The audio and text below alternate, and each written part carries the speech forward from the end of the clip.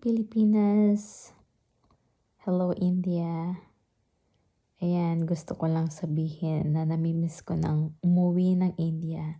Kahit ilang araw na lang yung natitira. Pero alam nyo ba kung may bus na pauwi na mamaya, uuwi na talaga ako. Uuwing-uwi na talaga ako. Tunay yung kasabihan na there's no place like home na sinasabi nila.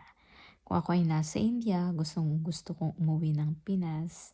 Ngayon nasa labas naman ako ng India ngayon. Kasi ito yung pinaka matagal ng biyahe namin. Pinaka matagal na bakasyon namin out of the country. So ito yon. Gusto ko na talagang umuwi ng India. Ilang araw na lang guys, ilang araw na lang yung natitira, babalik na kami. Pero alam nyo ba, yung pagka-homesick ko is kung may bus lang, magbabas na ako pa uwi. Kasi namimiss ko na yung bahay. Kahit hindi kami uuwi doon sa bahay namin ngayon, pero namimiss ko na talaga yung India. Gusto ko kasi yung atmosphere sa India kaysa dito. Di ba lahat tayo kapag umaalis tayo, namimiss talaga natin yung bahay natin. Ayan, so ilang araw na lang nandun na ako.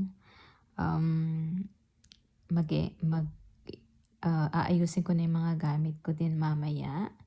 Then, bukas, pupunta na kami sa Toronto to meet some friends. So, then, bye Canada. See you soon, India.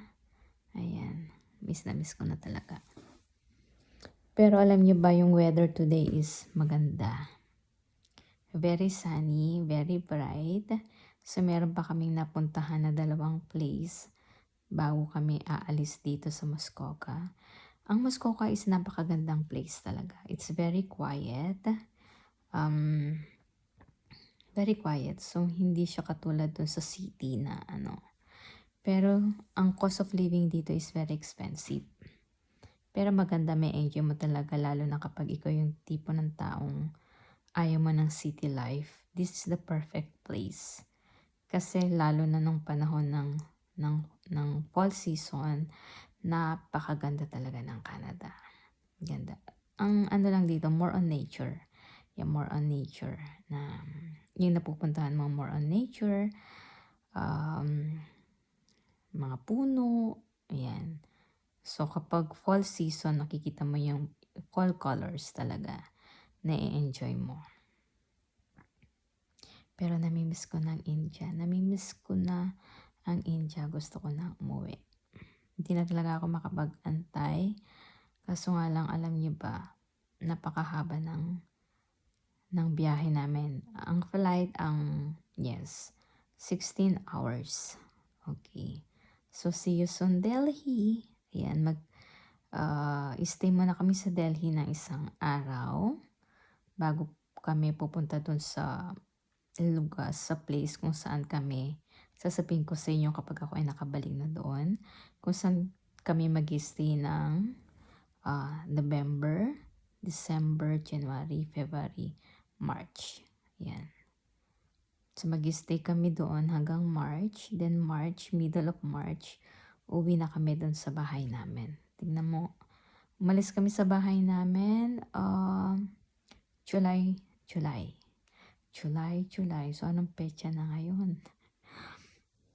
Pero may naman yung kasama namin sa bahay nandoon. So, siya yung araw-araw na pumupunta sa bahay para maglinis. And at the same time, yung mga nag-aalaga doon sa mga halaman namin kasi may mga halaman kami. And punong-puno yun ng bulaklak tuwing summer. Pero may mga plants din kami, winter plants. So, tignan natin kung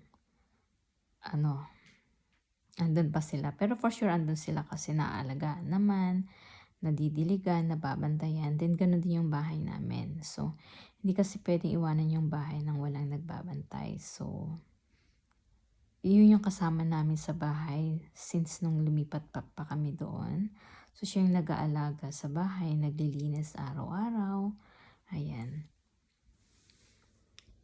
So, tinatawagan naman namin sila once a month para i-check lahat kung okay ba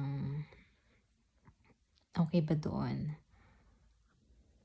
Kaya see you soon India and goodbye Canada. Ayan. Na-enjoy ko naman yung holiday ko dito sa Canada. Na-enjoy ko naman. Pero alam nyo ba, ang cost of living dito sa Canada is napakamahal. So, mas mura pa rin yung pamumuhay doon sa India. Mas gusto ko pa rin sa India. Hindi ko pagpapalit ang India kasi alam nyo ba, gusto ko yung mga damit sa India. At saka may culture sa India. Dito parang walang sineselebrate, diba? Parang Thanksgiving lang, Halloween, and Christmas. That's it. Mas makulay yung buhay sa India. Magaganda din yung mga damit, masasarap yung mga pagkain, then marami kang historical places na pupuntahan, di ba? Kaya nga isa sa kinikilala ang India because of Taj Mahal also, di ba?